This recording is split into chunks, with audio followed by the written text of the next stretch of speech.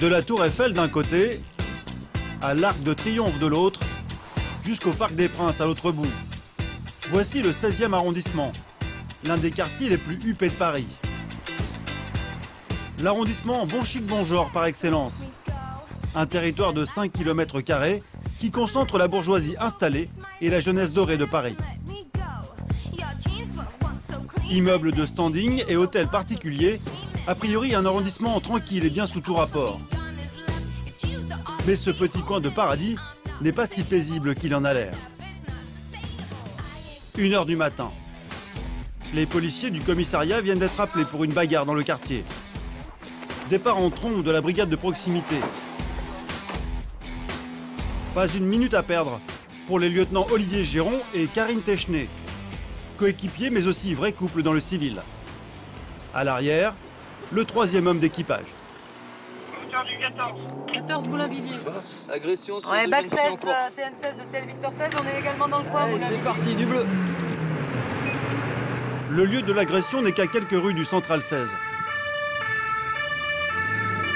Mais soudain, un véhicule déboule en sens interdit. C'est là, hein, c'est le secteur. Hein. Olivier et Karine pensent que c'est une voiture de police. C'est qu'il y a contresens là. Ah, c'est chez nous ça. Qui là? C'est toi en diagonale. Mais surprise, c'est un puissant 4x4 qui leur fonce dessus. Putain, merde, le bourg. On descend, Repart. Elle peut pas nous faire signe. du bleu. Le bleu. Du bleu. Le véhicule prend la fuite et manque d'écraser 2 piétons. Elle est où? Elle remonte. Ok. Restez là. Reste au téléphone. Ça repart vers Henri Martin. Karine flaire le vol de voiture avec violence. TN16.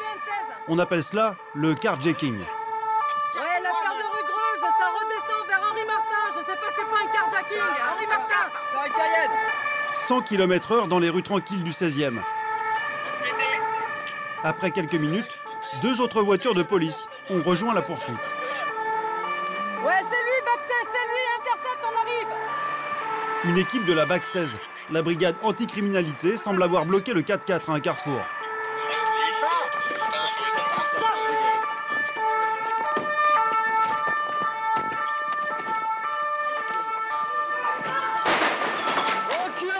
Sous leurs yeux, le chauffeur remet les gaz et percute un taxi parisien au passage.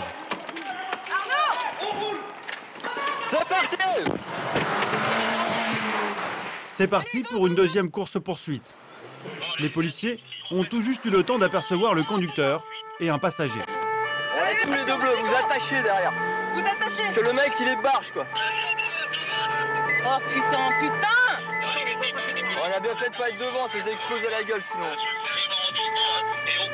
Sur la 41. Ça remonte sur pompe. Avenue Henri Martin, rue de la Pompe, le fuyard s'offre un rodéo sauvage dans quelques-unes des rues les plus chics de la capitale. Remonte par la gauche. Non, on est où là? On descend maison Radio France. Impossible avoir l'immatriculation. Le mec il prend tous les risques. Je descends au niveau de Boulainvilliers. Putain, bouge ta tête. Pousse-toi. Pour Karine, mauvaise nouvelle à la radio. Les fuyards ont réussi à fausser compagnie aux policiers. Ok, bon, mais j'essaie de me rapprocher du secteur. À quelques secondes près, ils arrivent trop tard. C'est la Cayenne, celle qui a été tirée, merde. Donc tu restes sur place. Ok. Au milieu de la rue, le 4x4 abandonné. Un couple aurait pris la fuite selon les premiers témoins. Vous avez vu les gens? Ils sont partis, c'est un couple, ils sont partis carrément au courant. Monsieur Brun aux cheveux courts. Monsieur Brun aux cheveux courts et une dame blonde. Ça s'est tiré où? Il faut maintenant poursuivre au pas de course. Une chasse à l'homme s'organise au milieu des hôtels particuliers et des immeubles cossus. Détour, c'est pas grave. Retourne au secteur. Une Bon, blonde. on cherche quoi? Qu'est-ce qu'on cherche? Une blonde apparemment. Un talon. Blanc à talon et un mec en noir. L'homme en noir, le conducteur, est finalement interpellé quelques rues plus loin.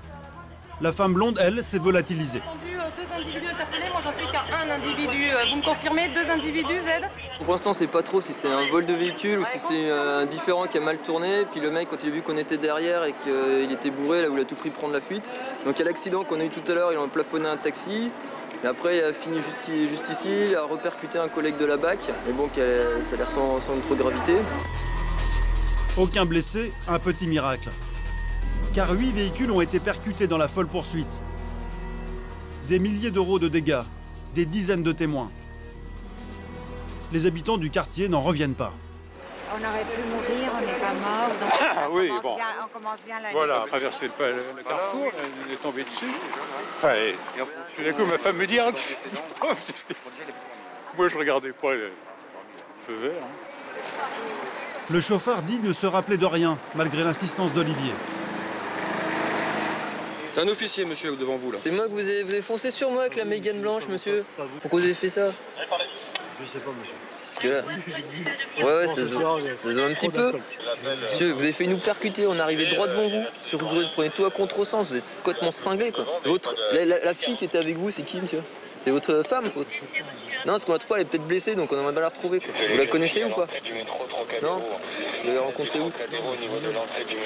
Oui, mais c'est une fille que vous avez trouvée comme ça, c'est pas votre femme. Non, mais c'est elle avait les cheveux longs, tu vois, j'ai mis. D'accord, mais on peut pas trop parler avec vous, monsieur. C'est impossible. Les analyses révéleront un taux élevé d'alcool et de cocaïne dans son sang. Il apparaîtra aussi que le 4x4 avait été volé quelques jours plus tôt. L'homme interpellé a été placé en détention provisoire et mis en examen pour recel de vol et mise en danger de la vie d'autrui.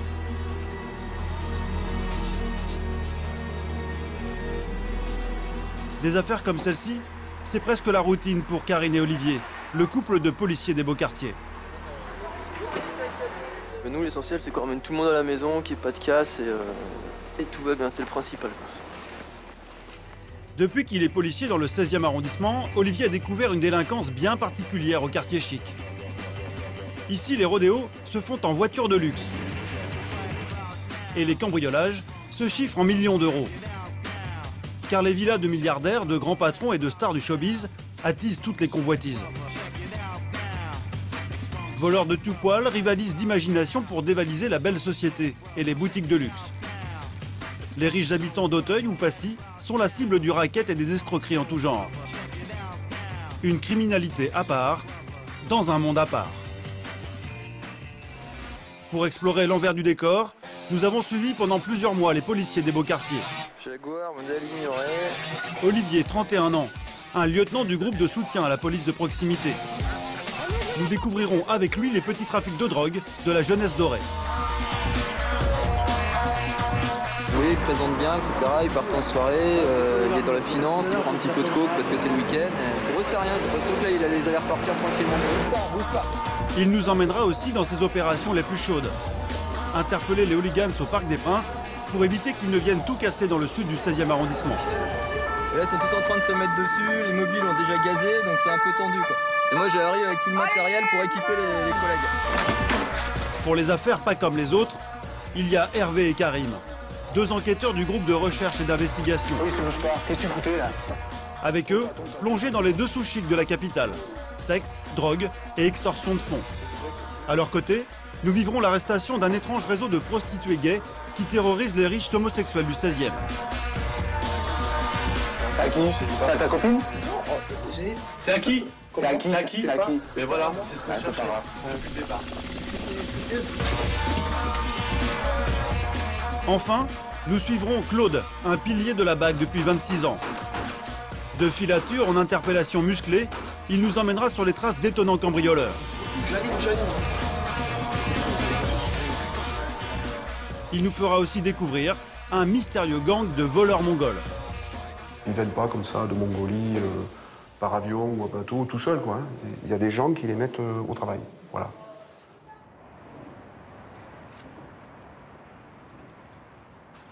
Midi, au commissariat du 16e arrondissement. Prise de service pour Olivier, 31 ans, originaire d'Annecy, et sa compagne bordelaise Karine, 37 ans. C'est le travail qui les a réunis. Pour eux, la course aux voleurs, c'est une histoire de famille. Je récupère mon gars. Aujourd'hui, c'est elle la patronne aujourd'hui. Au boulot ou à la maison? C'est vrai que certains n'aiment pas travailler directement avec leur femme, mais nous, ça ne nous pose pas de problème. Ça fait 1 an et demi que c'est comme ça. Donc c'est vrai qu'après, il faut vraiment faire la séparation entre le boulot et la maison, mais on ne peut pas s'empêcher. Oh, on n'y arrive pas. Mais ça se passe, franchement, ça se passe super bien. C'est complémentaire, ça permet de rapprocher, de régler les problèmes en direct. Et après, ça se règle à la maison. Depuis qu'ils sont en poste dans le 16e, Olivier et Karine se frottent tous les jours à la bourgeoisie et aux grandes fortunes. Ici, le moindre contrôle routier peut virer à la lutte des classes. C'est le cas cet après-midi, porte Dauphine. Bon, allez, petits jeunes, là, on prend des voitures. Allez, allez, que de la berline, du gros, du lourd. Comme tous les jours, un défilé de grosses cylindrées et de conducteurs impatients. Bonjour monsieur, police nationale, vous coupez le contact s'il vous plaît, contrôle de la route. J'aimerais savoir si vous avez le droit. Bah oui monsieur, article R233 du code de la route, afin de vérifier si vous êtes titulaire du permis de conduire, de l'assurance et de la carte grise. Oui, ce serait mieux que vous occupiez d'autres gens, que les gens qui viennent du boulot et qui Oh, baissez d'un ton monsieur. Je suis pas content. On a aussi un prototype de client du 16 qui pense connaître les lois, etc. Mais en fait, ils y connaissent rien du tout. Bon, on est aux frontières de l'outrage. Donc après, bon, ça à nous de calmer le jeu, parce que sinon, c'est vrai qu'on ramènerait vraiment beaucoup de monde. Et il y a pire encore. Olivier vient d'être appelé à quelques rues de là pour raisonner un chauffeur récalcitrant. L'homme s'est enfermé dans sa voiture pour éviter la fourrière. Bonjour monsieur, lieutenant Géron du 16e arrondissement. Donc je vous explique un petit peu, là vous êtes dans la pure illégalité en train de commettre un délit qui est passible d'une peine de prison. Bon, en l'occurrence monsieur, votre véhicule est levé, donc il y a une mesure qui a été prise. Alors il est levé et je paye le... Non, monsieur. Eh, vous Allez, évitez. c'est bon, on tient la main. Voilà. On ouvre la porte, Pauline ouvre la porte. Vous évitez tout de suite d'ouvrir les portes. Non, mais... Non mais monsieur, là on fait ce qu'on veut là maintenant, je peux me casser les vitres si j'ai envie. Alors arrêtez, je vais ouvrir la porte. Voilà, Arrêtez, vous ouvrez. lâchez-moi. Non, je vous tiens la main juste pour vous ouvrir, c'est tout. Non, vous ouvrez la porte. Ouvrez la porte. Je vais sortir, vous me prenez vous pour lâche. un délinquant quoi. Lâchez-moi. Je sais bien, monsieur, je sais que vous Vous êtes ne un travail. croyez pas? Non, je Je vous donne crois. ma parole que j'ouvre la porte. D'accord, j'ai votre parole, je vous laisse. Ok. Voilà. Donc vous descendez du véhicule. Il n'y a pas besoin d'être... Maintenant, vous réglez la mise en fourrière et c'est bon. Finalement, le chauffeur échappe à la mise en fourrière en payant sur le champ 135 € d'amende. Je trouve ça scandaleux, c'est un scandale, je suis pas d'accord. Bon, je vous dis, Je suis pas d'accord. Mauvaise humeur, mauvaise foi et un certain mépris pour la police. C'est le quotidien des policiers de l'Ouest parisien. Ils vont prendre l'assurance parce qu'ils ont de l'argent et c'est des gens qui sont habitués à diriger des entreprises, qui sont habitués à avoir de l'argent, donc ils ont ce qu'ils veulent. C'est vrai que nous on a l'épine dans le pied parce qu'ils ont pas de. Ils essaient d'avoir de l'emprise sur nous mais ils en ont pas. Un PDG qui a 1500 personnes qui peut lourder du jour au lendemain, oui, il va se prendre 35 € parce qu'il est mal garé, il a du mal à comprendre. C'est pas dans sa logique. Les chauffeurs récalcitrants, ce n'est pas la seule spécialité des quartiers riches. Lorsque les policiers du 16e sont appelés, une fois sur deux, c'est pour un vol. Sac à main arraché ou adolescents de bonne famille rackettés en pleine rue. «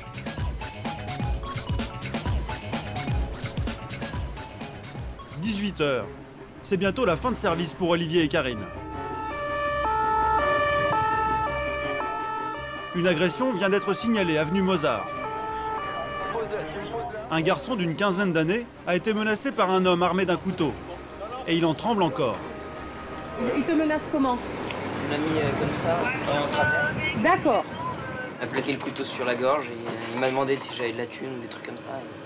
J'ai dit non, donc il s'est barré, il m'a dit casse-toi. Voilà. Vous avez peur? Un peu quand même, ouais. C'est la première fois que ça m'arrive, donc avec un couteau. Recule tout droit. Le couple de policiers se lance à la recherche de l'homme au couteau. Il porterait une chapka, un chapeau russe facilement reconnaissable. D'accord, donc on a juste un individu africain et il n'y a pas de direction de fuite. Direction Mozart, d'accord.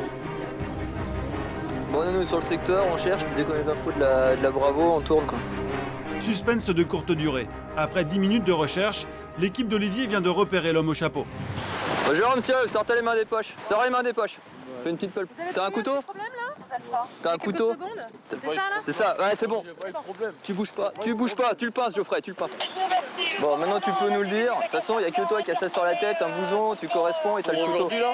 Aujourd'hui c'est vraiment. Bah voilà, je suis d'accord. t'habites où toi? J'ai rien pris, chef. Bah oui, on sait bien que t'as rien pris parce que tu t'es barré. Ouais c'est lui, il reconnaît les faits, c'est bon. Il sera mis en examen pour extorsion sous menace d'une arme blanche. Hein? J'aurais le droit de sortir quand? Ah bah ça c'est pas moi qui décide, bonhomme. Hein. C'est l'une des 10 interpellations effectuées chaque jour par Olivier et ses collègues du Central 16. Je vais les appeler, je vais voir avec eux. Tu restes là, tu bouges pas, ok? T'as le couteau l'autre? Vous allez prendre le papa et la victime. En fait ils se promènent avec ça pour inquiéter les gamins. Pour information, l'individu reconnaît avoir raquetté sur vous.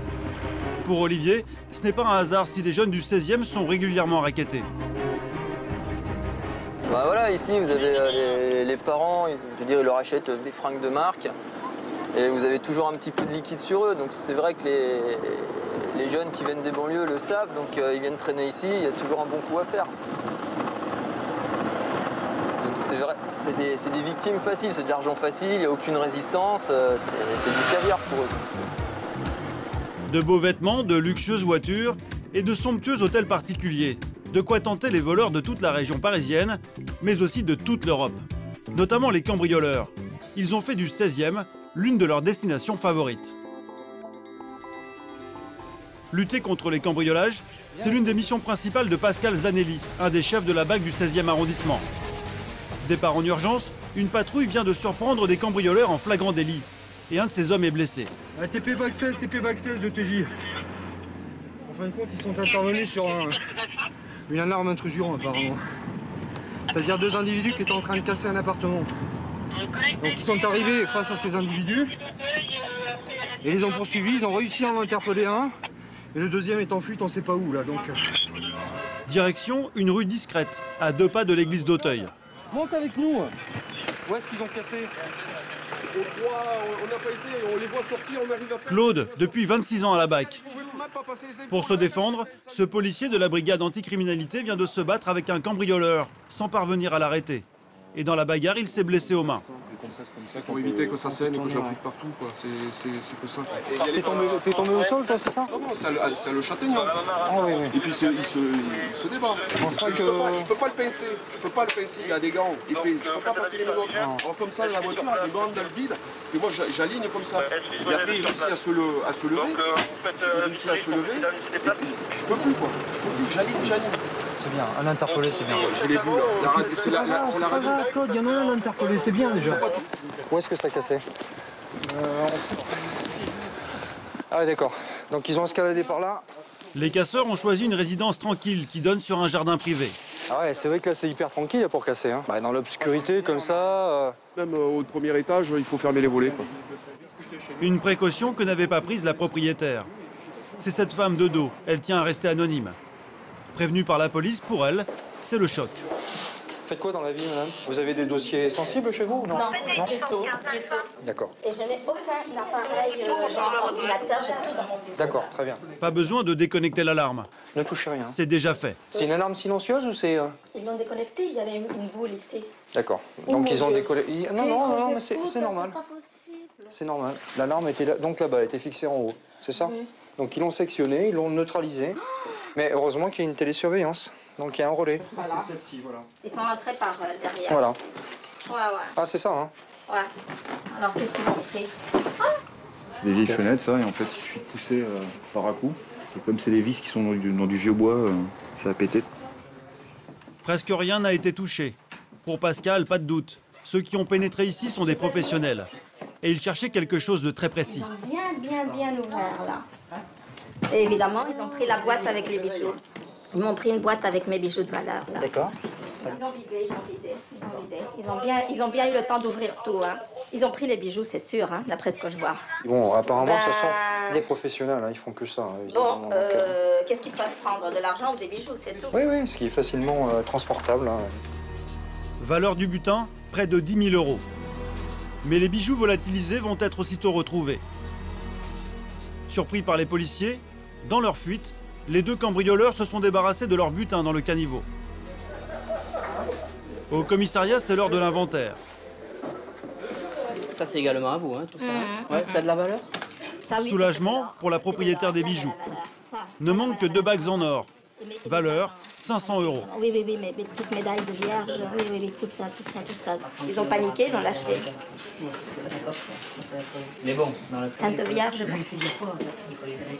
Je pas arrêté de prier. Le voleur interpellé a une trentaine d'années. Originaire d'Europe de l'Est, il a déjà été condamné pour cambriolage et il sort tout juste de prison. Lui, il est macédonien. Voilà. Alors l'autre, on ne sait pas. Ce sont des gens des pays de l'Est, donc celui qui est interpellé a une fiche active de recherche pour être reconduit à la frontière. Menacé d'expulsion, l'homme choisit de nier en bloc. Il affirme aussi ne rien connaître de son complice présumé. Ils vous ont vu sortir par une porte qui donne sur le jardin de l'adresse que je vous ai donnée. Comment vous l'expliquez ça si vous n'êtes pas rentré? Vous dites que vous n'êtes pas rentré? Non, j'ai oublié. Alors, qui est votre ami? Qu'est-ce que vous savez sur lui? Qui s'appelle Alex? Oui. Vous savez autre chose de lui? Il habite dans les hôtels parfois, chez ses amis. Depuis quand vous le connaissez? Ça fait peut-être plus de 3 semaines. Ce soir, le préjudice est minime. Mais dans le 16e arrondissement, certains cambriolages peuvent battre des records.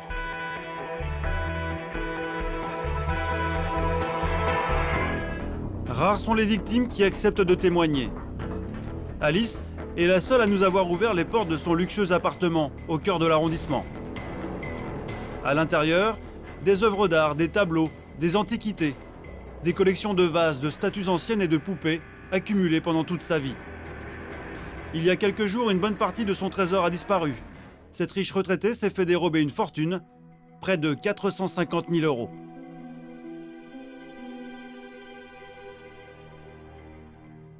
Là, c'est le coffre dans lequel il y avait toute ma ménagère. Il devait y avoir, je sais pas, 15 à 17 kilos. Hein. Tout est parti. C'est rempli d'argenterie. Tout est rempli. C'était un service qui était rarissime. Enfin, pour moi, je trouvais qu'il était rarissime parce qu'il était très joli et ancien, voilà. Eh bien, voilà, c'est fini. C'est fini. Il n'y a plus qu'à essayer de passer le stress et de... Voilà. Et ça, c'est difficile. C'est difficile parce que en plus, c'est cette insécurité qui vous matraque. Alice est encore effrayée par son cambriolage. Un scénario incroyable, digne d'un film policier. Elle est dans sa cuisine lorsque les voleurs s'introduisent chez elle. C'est la fin d'après-midi. J'étais, moi, ici, en train de faire ma popote, si on peut dire. Et ma sœur qui était en train d'écouter ses annonces de téléphone. Pendant ce temps-là, à l'autre bout de sa vaste maison, les cambrioleurs font des allers-retours entre les salons et le jardin. En moins d'une demi-heure, ils emportent des dizaines d'objets. Oui, il y a un barreau là qui manque là-bas. Et ici, il y a un écartement là. Ma sœur, donc, elle sort, elle voit 2 types avec des sacs qui passent par ici. Alors, elle dit, mais qu'est-ce que vous foutez là? Les types, évidemment, il y en a un qui a sauté par-dessus, et il y en avait un qui s'était caché là. Qui faisait, alors elle dit, dans le noir, je voyais juste ses yeux. Bon, alors, qu'est-ce que vous fichez là? Alors là, à ce moment-là, lui, c'est là qu'il avait les 2 sacs de poupées. Il a quand même sauté, et il a fait tomber un sac. D'ailleurs, j'ai une poupée, évidemment, qui s'est cassée au niveau de la tête. Et ma sœur, elle rentre, elle était blanche comme une morte, elle dit non. Elle dit, c'est des voleurs. Elle dit, ils ont cassé de la vaisselle. Les casseurs réussissent à s'enfuir avec leur butin. Un véritable drame pour Alice, car elle n'est pas assurée. Et depuis cette malheureuse aventure, elle est traumatisée. Le soir, par exemple, quand d'habitude, j'allais laisser la porte entrebâillée, j'allais faire pipi au chien, etc.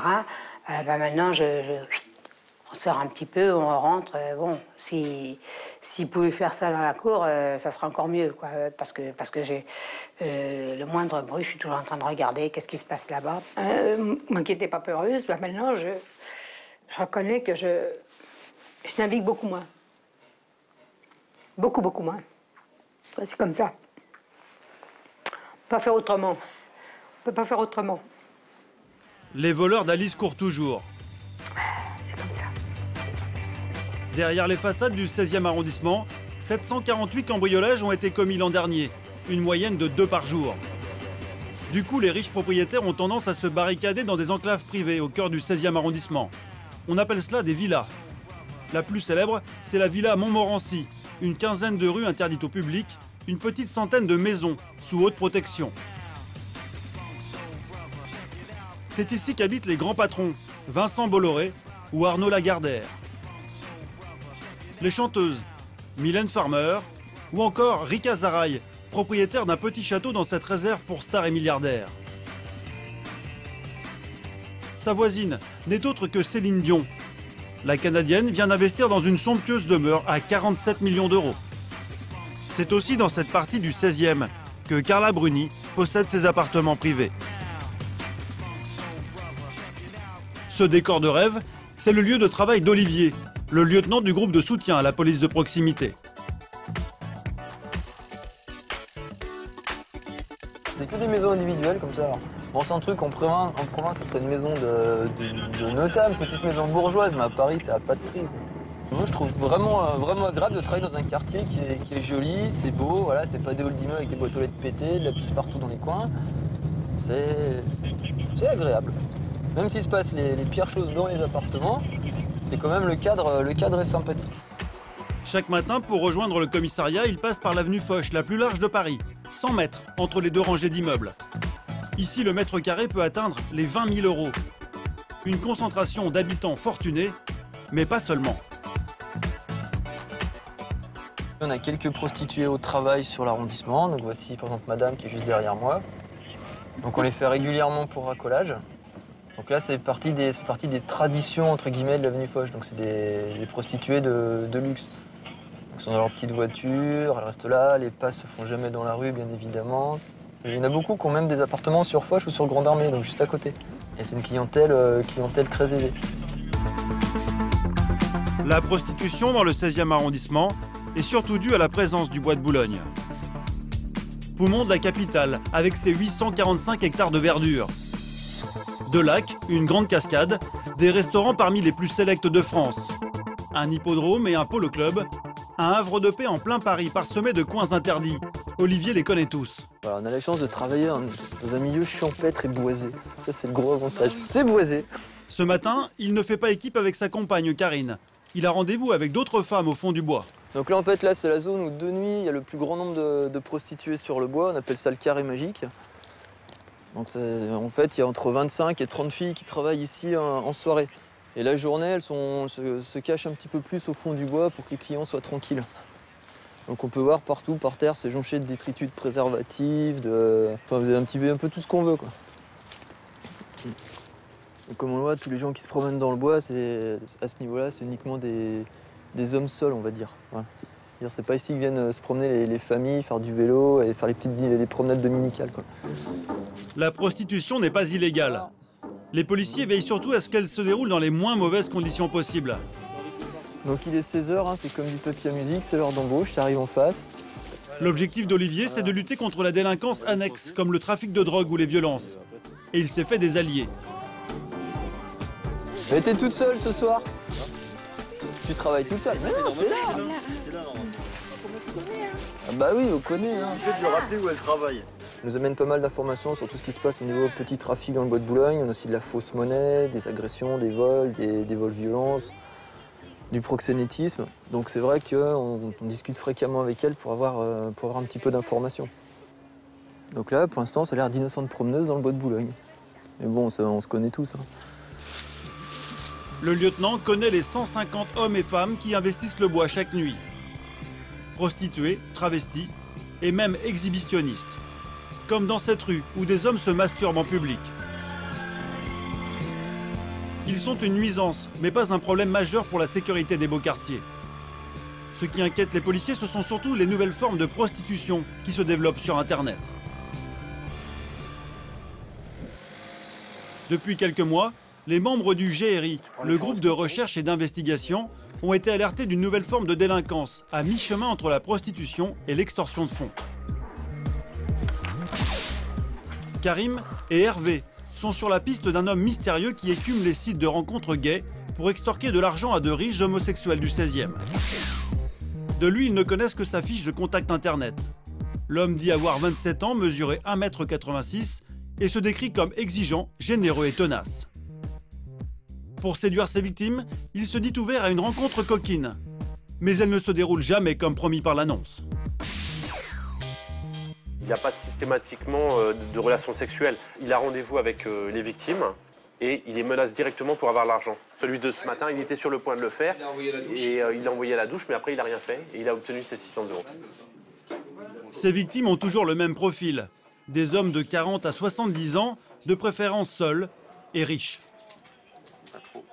J'ai hôtelier, ancien chirurgien et ancien courtier, je crois. Ancien courtier. À mon avis, il doit les juger très très rapidement et savoir que c'est des pigeons potentiels. Voilà. Et là, c'est le cas, parce qu'à chaque fois, c'est un coup de fil, c'est direct dans la chambre, voilà, pour une prestation sexuelle. Donc, il n'y a même pas à chercher à comprendre, quoi. Donc, ils savent qu'en général, la plupart des personnes âgées qui fréquentent ces sites-là, c'est purement pour l'acte sexuel. Bonjour monsieur. Déjà 2 plaintes déposées. Ce matin, Karim reçoit une 3e victime. Un chef d'entreprise d'une 50aine d'années, encore traumatisé par sa mauvaise rencontre. Il commence à me montrer son poing. J'ai senti qu'il était très décidé, une agressivité froide. Et c'est lui qui a pris l'argent ou il vous a obligé à le remettre? Ah, il a obligé, ça a duré très longtemps. Hein. Il vous a grippé? Ah oui, c'est pour ça que j'ai bien vu. Il vous a bousculé? Il m'a bousculé, parce que j'ai même commencé à ouvrir la fenêtre, à crier. Bon, et c'est lui qui s'est servi ou c'est lui? Non, parce que c'était ça C'était dans une boîte de médicaments. D'accord. Non, j'ai abandonné ce que j'avais dans mon portefeuille. D'accord. J'ai eu très peur. Ouais. Il vous a... 600 €. 600 € il vous a pris? Ouais. Et sans qu'il y ait particulièrement... Je pense, parce que j'avais des dollars qui me restaient d'un voyage que j'avais gardé. Et pareil, le même mode... C'est exactement le même mode opératoire. C'est, sur Internet, tout est identique. D'accord. Les policiers ont récupéré un élément capital, l'adresse IP de l'ordinateur de l'escroc. Cette adresse informatique pourrait permettre de localiser l'endroit d'où l'homme se connecte à Internet.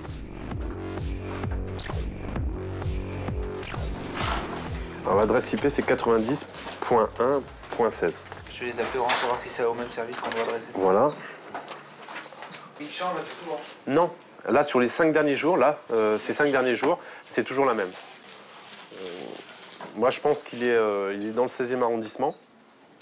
Donc il peut très bien aller dans un café, un cybercafé dans le coin. Avec ces quelques informations, vont-ils parvenir à interpeller les racketteurs? Vous le verrez, ils ne sont pas au bout de leur surprise. Oui, tu bouges pas. Qu'est-ce que tu foutais là? Tourne-toi. Retour avec Olivier. Aujourd'hui, avec son équipe, il patrouille dans le coin le plus sensible du 16e arrondissement, les abords du Parc des Princes un jour de match. Ce mastodonte de béton, c'est le stade du PSG. Et ce soir, le club de la capitale reçoit l'équipe hollandaise de Twente pour un match de Coupe d'Europe. Des milliers de supporters vont bientôt déferler dans le quartier. Tout peut arriver, la tension monte. Comment dire, c'est un endroit qui est difficile à tenir, parce qu'il y a la porte de Saint-Cloud, il y a pas mal de parcs et jardins. Donc des lieux où les supporters se rassemblent avant les matchs pour consommer de l'alcool en grosse quantité. Donc c'est vrai qu'on a tout un dispositif aussi de lutte contre les personnes ivres à l'intérieur des stades. Donc on essaye de faire un maximum de prévention avant le match, d'identifier les groupes de supporters, ceux qui sont vraiment alcoolisés, pour être toujours disponible pour parer vraiment à un gros événement qui pourrait avoir lieu, des actes une émeute qui se produira au Parc des Princes. Des émeutes, il y en a régulièrement. Et parfois, leur issue est dramatique. Il y a 2 ans, un match entre le PSG et Tel Aviv. À la fin de la rencontre, une soirée de violence. Des supporters parisiens saccagent tout sur leur passage. Ils prennent violemment à partie un supporter israélien qui se réfugie dans un fast-food. Pour le protéger, un policier en civil sort son arme et tire. Un supporter meurt, touché en plein cœur. Il est 16 h, le coup d'envoi du match approche. Depuis l'aube, tout autour du Parc des Princes, la police fait place nette. Voitures enlevées, accès bloqué, une vraie galère pour les riverains. Et c'est comme ça tous les 15 jours en moyenne. C'est trop tard, là. Ouais, demi-tour. Madame, demi-tour maintenant. Non, j'ai pas le temps. Allez-y, Marie, là. J'ai pas le temps. On vous tire dessus à la mitraillette, là. Bah, si vous voulez, il commence à nous fatiguer un peu avec ce cinéma permanent, là. On ferme ses volets et on gare ses voitures ailleurs. Et il y en a souvent. Et ça fait beaucoup de bruit et c'est très très gênant. Depuis 40 ans, le même rituel. À chaque match, les riverains s'enferment à double tour et abandonnent leur quartier aux forces de l'ordre. Jusqu'à 2500 policiers déployés pour les matchs à risque. Un Parc des Princes sous haute surveillance. Pour contrer les hooligans, une unité spéciale a été créée il y a 5 ans. C'est unique en France. Dans les sous-sols du stade, voici son chef, Franck. Son travail, repérer les supporters les plus violents. Pour cela, il dispose de 114 caméras dans tout le quartier. Ouais, mais il y avait des projectiles. Donc ça, c'est la saison dernière. Paris recevait Marseille. Scène de violence ordinaire à l'entrée du Parc des Princes. Il suffit d'un rien pour que la situation dérape. Oui, on est un peu comme dans les cadres de manifestations où les gens sont présents, ils commettent pas réellement des infractions, c'est des bousculades, des empoignades.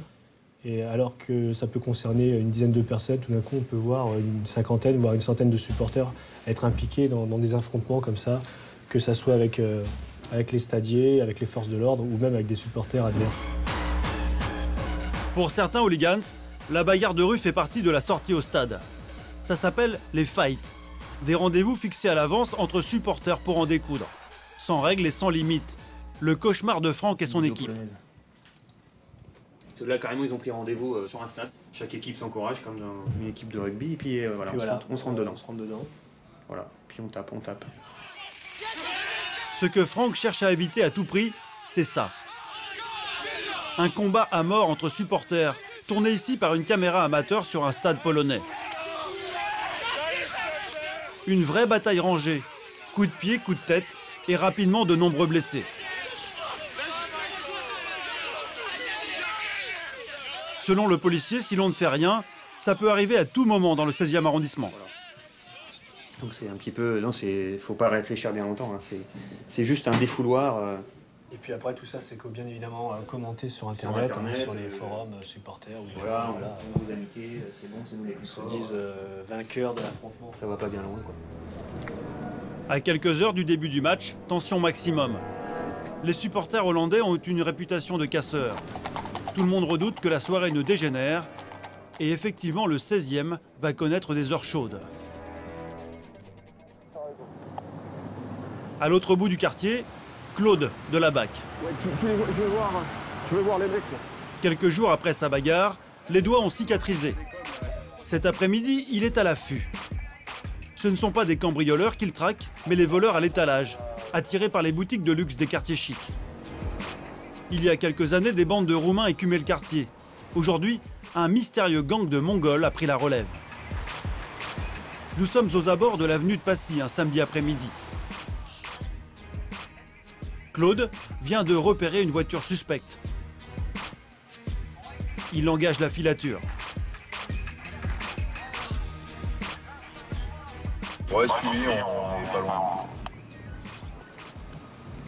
Ils sont combien? Il y a 2 mecs et 3 ou 4 nanas, je sais pas trop. Oh, ok, d'accord. Ok. Putain. Ouais, ils sont juste là. Ouais, parce que les Mongols, c'est terrible. C'est du vol en bande organisé. Hein. Ils ont certainement des commanditaires. Ils les envoient au taf, là, au boulot, c'est-à-dire à voler dans les magasins. Et ensuite, voilà quoi. C'est revendu ailleurs, je sais pas où, à Montreuil, peut-être, au Puce. La voiture suspecte vient de s'arrêter. Claude est aux aguets. 3 femmes au sol. La voiture est stationnée, Claude? Toutes les 3, queue de cheval, sac en bandoulière. Et donc, ça se dirige vers Boulainvilliers. La voiture, je ne l'ai plus. Mais le mec, il va pas être loin. Hein. Il va pas se garer loin. Les 3 femmes viennent d'entrer dans un magasin de déco. Nous les filmons en caméra cachée. À première vue, elles ont l'air de clientes ordinaires. Ok, elles sont dans les rayons, Bon, là, on croise les doigts, il faut attendre. En attendant, Claude va se poster dans un magasin de prêt-à-porter. Il en profite au passage pour alerter les vendeuses. Quand vous les voyez rentrer, attention au portable, les trucs qui traînent. Hein. Mais quand ils rentrent dans les magasins, ils déploient leurs journaux, et puis voilà. Hein. Ça fait 2 ans que chez ma boutique, C'est une plaie, hein. C'est une plaie. Il n'y a pas d'autre mot. Les 3 femmes ressortent sans rien acheter. Aucune alarme n'est déclenchée. Pourtant, Claude a une intuition. Ça sort.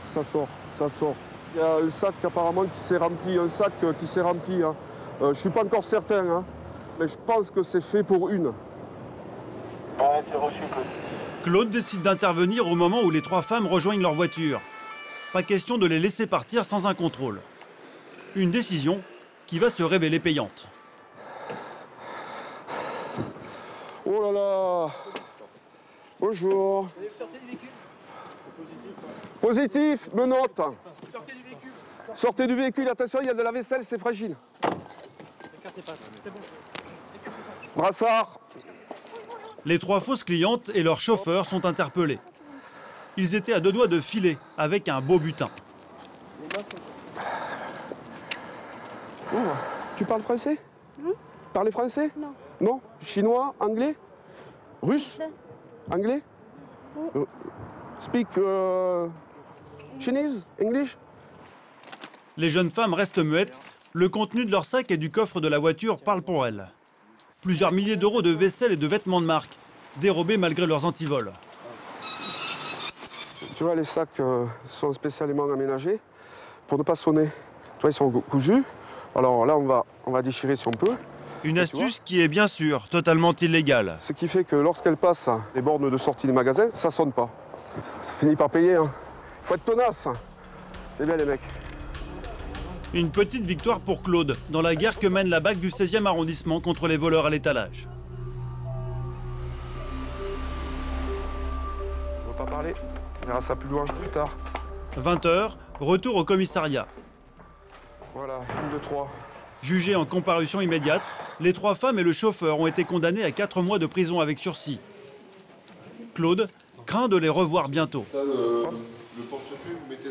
Pour moi, c'est du vol en bande organisée. Si je fais le total, cette année, on en est à 4, 7, 4, 11, 11, 4, une quinzaine, 15, 19 interpellations, le même type de personnes. Donc, ils ne viennent pas comme ça de Mongolie, par avion ou à bateau, tout seul, quoi. Il y a des gens qui les mettent au travail. Voilà. Vol à l'étalage, vol de voiture, cambriolage. Les quartiers chics sont une cible de choix. Mais ses habitants ne sont pas toujours des victimes. Fils d'aristocrates et de grands bourgeois se retrouvent parfois menottes aux poignets, notamment dans les affaires de stupéfiants et spécialement de cocaïne, une drogue des riches très prisée par la jeunesse dorée. La soirée coke du week-end, c'est une des cibles d'Olivier, le lieutenant de la brigade de quartier. Pour dénicher la poudre blanche, il a recours à la technique du saute-dessus. Là, ce sont 2 jeunes sur un scooter. Bonsoir. C'est un contrôle d'identité, monsieur. Est-ce que vous avez des produits stupéfiants ou des armes sur vous? C'est tout ce qu'on cherche. Non? Tiens, enlevez le casque, jeune homme. Malgré leur style bon chic, bon genre, Olivier décide de les fouiller. Il a eu du flair. Ah voilà, un petit peu de cocaïne. 1 gramme de cocaïne. À première vue, les 2 jeunes sont de petits consommateurs. Votre copain, il en a ou pas? Dites-lui s'il en a qui le donne. D'accord, il n'y a que vous? Il n'y a que moi. Dans le scout, il y en a ou pas? Dans le scout, vous pouvez chercher, il n'y en a pas. D'accord. Ok. Bon, de toute façon, on va vous ramener dans les calcifs et tout, il y en a, parce que là, on va devoir vous mettre un peu. Vous avez juste un jet sur vous? C'est vraiment très exceptionnel. Petite soirée festive, et puis voilà. Festive, j'ai beaucoup travaillé cette semaine dans la banque, c'est complètement con. Je peux l'enlever? Bougez pas, bougez pas. L'homme est un jeune trader parisien. Il ne réalise pas vraiment son infraction. Ça se voit qu'il en a pris juste avant, il est un petit peu tendu, quoi. Vous voyez, il présente bien, etc. Il part en soirée, il est dans la finance, il prend un petit peu de coke parce que c'est le week-end. Pour eux, c'est rien, ils ont l'impression que là, il allait repartir tranquillement. Mais Olivier a d'autres projets, remonter jusqu'au dealer. Direction le bar, où le jeune banquier dit avoir acheté la cocaïne. On y va les jeunes, c'est parti, on va pas attendre non plus. C'est à quelques rues d'ici. Et attendez-vous, il n'y a rien de grave, vous êtes un consommateur, c'est tout. Voilà.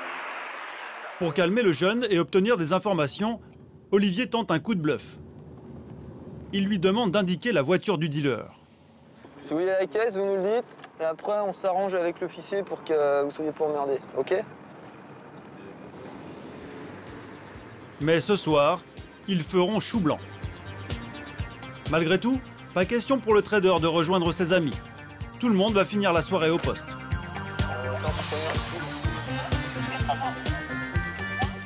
Au cours de son audition, le banquier va lâcher le numéro de téléphone de son dealer. Pour l'instant, il n'a pas été arrêté. Pour Olivier, il y aurait des dizaines de petits trafiquants dans ce quartier huppé de la capitale. 20h55.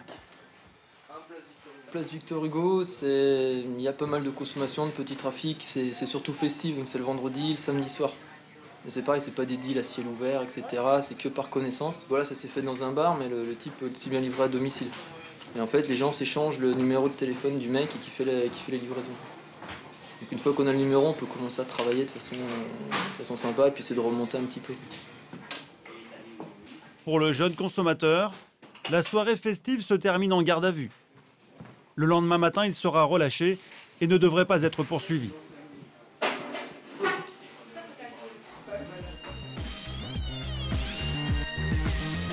À 5 h du matin au commissariat, Hervé et Karim, les deux enquêteurs du groupe de recherche et d'investigation, se préparent à intervenir. Ils pensent avoir repéré l'homme mystérieux qui terrorise les homosexuels du quartier via les sites d'annonces gays. Et ils s'apprêtent à lui rendre une petite visite. Voilà, c'est dans le 16e. Ouais. Donc en fait, comme j'avais dit, il y avait de grandes chances que ce soit quelqu'un du quartier, enfin, du moins du 16e arrondissement, et puis voilà, qui était intéressé que par des gens qui ont des revenus intéressants. D'après la description des témoins, le suspect serait un jeune Camerounais avec une coupe afro.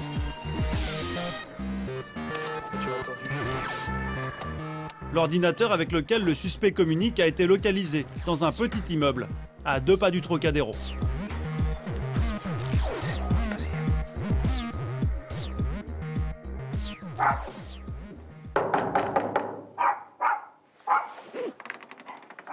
Police, tu bouges pas. Qu'est-ce que tu foutais là? Tourne-toi. T'es tout seul là dans l'appart? Non, j'ai des amis qui sont... Ils sont où tes amis là? Allez, viens dans la chambre là-bas. Allez, bouge-toi là. Tu crois qu'on a que ça à faire de venir te chercher le matin? Assis-toi. Je suis en train de dormir. Ouais, t'es en train de dormir, t'as eu le bordel comme depuis tout à l'heure. Le suspect semble partager l'appartement avec un ami. Et problème, il a les cheveux très courts. Prends tes chaussures et ton blouson, toi, et on prend l'ordinateur. Pas du tout le look afro décrit par les victimes. Après une fouille minutieuse, c'est Karim qui va trouver la clé du mystère. C'est quoi ça? C'est à qui ça? J'ai du monde qui... C'est à qui ça? Une cousine. À une cousine? Qu'est-ce que ça fait là? Elle a pas mal de ses vêtements là. Visiblement, l'homme possède toute une collection de perruques. C'est à qui? C'est à ta copine? C'est à qui? C'est à qui? C'est à qui? Mais voilà, c'est ce qu'on cherchait c'est pas grave. depuis le départ. Mais d'ailleurs, tiens, tu vas descendre un peu mieux que ça. Alors attends. On va mettre ça ici. C'est reparti pour le commissariat. A tout de suite. J'adore quand on se déroule sans info. On va mettre un peu l'affiche dans le quartier. Malgré les perruques et les indices, aucune preuve qu'il s'agisse bien du mystérieux correspondant repéré grâce à son adresse internet. D'autant que l'homme et son ami nient tout en bloc face à Karim. Confortez-vous dans votre petit jeu. Non mais confortez-vous, c'est bien. Ah mais moi je ne dis rien, moi je ne dis rien, je pose des questions, vous me donnez des réponses. Moi je retranscris directement ce que vous me dites. Sur des questions où il y a des évidences, où il y a une logique, sur des questions où il y a des évidences et des logiques, vous répondez mais complètement à côté de la plaque alors qu'on a la preuve pour chaque. On a la preuve pour tout. Bonjour. Les policiers décident de convoquer les victimes pour une séance d'identification. On pense que c'est la bonne personne. C'est mets-toi avec ton copain ici là. Là, mettez ça. Au milieu. Voilà sur le côté. Voilà. Enlève ton manteau aussi. Le suspect est au centre avec le numéro 4. La première victime peut se présenter derrière la glace sans teint. Allez-y, venez monsieur. C'est le numéro 4. Venez, il ne voit pas. Regardez devant. Mais c'est le numéro 4, c'est évident. D'accord. Venez monsieur. Aucun doute non plus pour la deuxième victime. Sans problème? Sans problème, c'est pas les... Ouais. C'était à peu près cette coiffure-là? Ah oui, cette coiffure-là, il le fait. Eh bien ça marche. Eh bien c'est bien ça. C'est bon. Déféré au parquet après sa garde à vue, il a été mis en examen pour extorsion et vol par ruse. Et on avait reçu toutes les réponses hier, toi, sur les... L'homme a fait des aveux. C'est Hervé qui les a recueillis.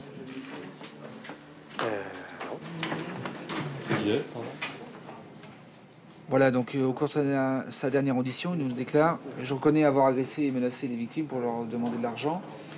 Effectivement, au début des rencontres, il n'était pas question d'argent. J'en parlais par la suite. Il cherchait dans ses hommes un peu de son père qu'il a perdu récemment, voilà, pour expliquer un peu son geste. Hein. Pour Hervé et Karim, fin de l'affaire. Le dossier est désormais entre les mains de la justice. Mais la journée est loin d'être terminée. Il y a de l'imprévu juste sous leur fenêtre. Il a pris le voiturier pour venir garer la voiture ici. Leur riche voisin, propriétaire d'un hôtel particulier, organise une fête ce soir. Et sans rien demander, il a réquisitionné les places réservées à la police pour installer son service voiturier.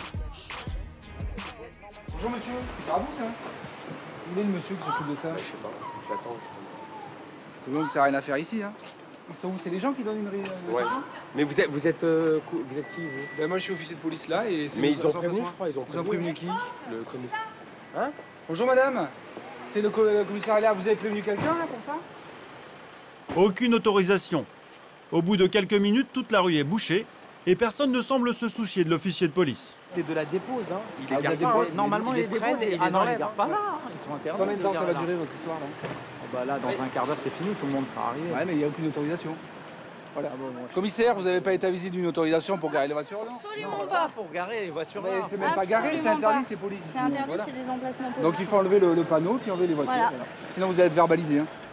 Voilà, donc c'est pas un service voiturier, c'est des emplacements police. Voilà. Pas de quoi émouvoir le riche voisin. Le balai de voitures va continuer un bon moment avant qu'une intervention policière y mette fin.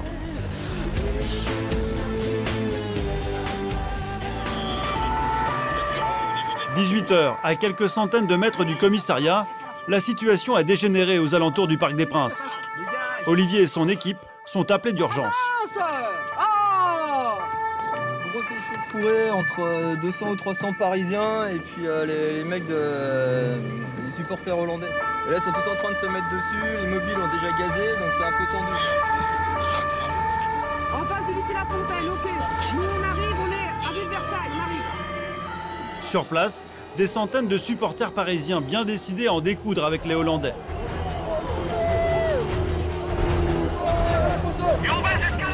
Deux heures avant le match, les gendarmes ont de plus en plus de mal à contenir les supporters.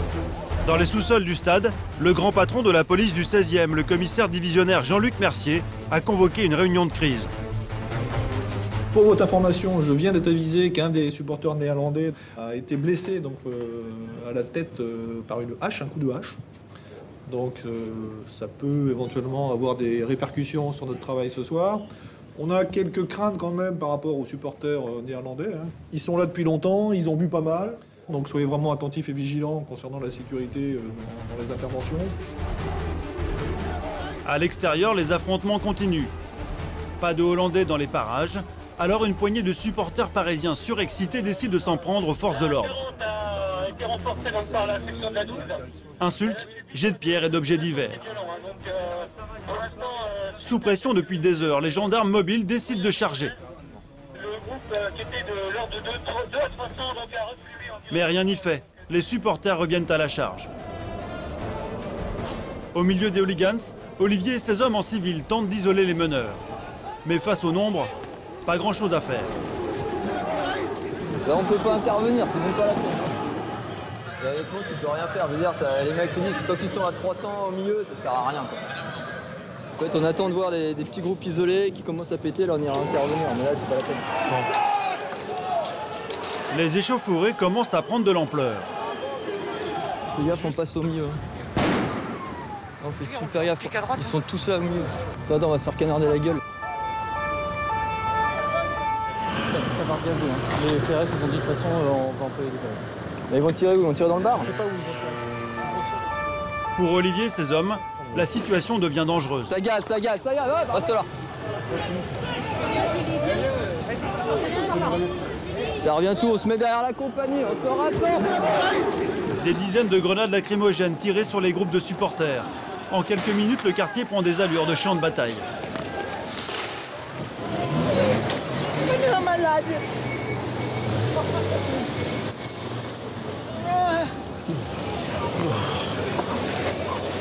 Pris dans les gaz lacrymogènes, Olivier et ses hommes battent en retraite et trouvent refuge derrière les CRS.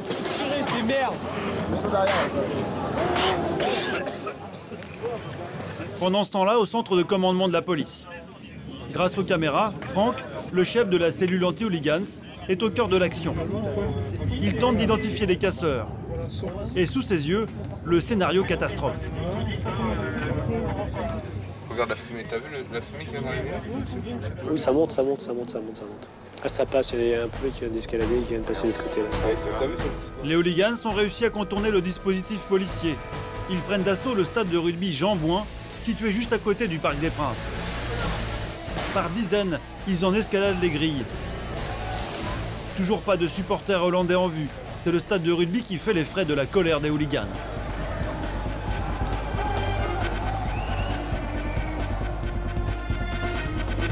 Et soudain, comme par miracle, tout s'arrête. Il est 20h45, début du match. Tout le monde rejoint sa place dans les tribunes. L'arbitre vient de siffler la fin des émeutes. Encore une soirée qu'Olivier n'est pas prêt d'oublier. Là, un rassemblement hostile comme ça de 300 à 400 personnes qui cassent tout en 5 minutes. Ça fait 3 ans et demi, j'avais jamais vu ça. À part pour le match PSG contre Tel Aviv, où là c'était bien, ça avait bien dégénéré. Bilan de la soirée, 7 interpellations. Et heureusement, pas un seul blessé. Le lendemain matin, c'est l'heure d'évaluer les dégâts. Rendez-vous au stade Jean Bouin. Franck, de la cellule anti-hooligan, fait le tour du propriétaire avec le directeur du stade, encore sous le choc. Donc qu'est-ce qu'ils ont fait? Ils ont fracturé là, ils sont rentrés là, ils ont ouvert le portail, et donc, mais telle une meute. Alors il y avait 3 meneurs qui ont dit à mon personnel qui était là d'ailleurs, ne nous refermez pas le portail pour ensuite nous tenir prisonniers pour que les flics nous cueillent. Si vous faites ça, on casse tout dans le stade. Ils ont arraché la nouvelle là pour ensuite s'en servir pour taper sur les autres. Donc là voilà, ça a été complètement arraché. Ils cherchaient vraiment des armes. Ça c'est costaud pourtant, hein. Faut y aller. Regardez. Ah oui, d'accord. Regardez. Là, complètement arraché. D'accord. Ça, vous avez pris des clichés de ça? Oui. Au total, 50 000 € de dégâts. Ils ont pris ça. Je les ai expliqués. Ah oui, d'accord. Ça. Tout était nickel. Cette main courante, elle a 2 ans. Ça, l'ensemble, ça nous a coûté 25 000 € la main courante. Vous voyez ça? Donc là, c'est le parcours classique pour se rendre en tribune F, Najassar-Écoli. Et c'est toujours ici, finalement, le carrefour utilisé par les Parisiens pour en découdre et arriver au contact des supporters. Ils ont cherché à prendre les forces de police à revers par ici. Ouais. Ils ont arraché tous les piquets qui tenaient parce qu'ils avaient des armes facilement à portée de la main. Donc ils les avaient balancés un peu par là et un peu de l'autre côté Claude Farrer. D'accord. Le directeur du stade travaille ici depuis 10 ans. La soirée d'hier n'est pas la pire qu'il ait vécue. C'est PSG-OM. Moi, PSG-OM, j'ai vu des voitures renversées en feu devant le club. Donc, il faut le savoir, on est en état de guerre civile des fois lors de certains matchs de foot. Et les supporters néerlandais sont sympathiques. Ceux-là, oui. Ceux-là, ils sont sympathiques. Ceux-là, ils étaient sympathiques. C'était pas les pires. Des supporters violents, des voleurs venus du monde entier, un réseau d'arnaqueurs homosexuels, de la cocaïne. Pas si paisible que ça, les beaux quartiers de Paris. L'an dernier, dans le 16e arrondissement, près de 16 000 interventions policières sont venues troubler le charme discret de la bourgeoisie.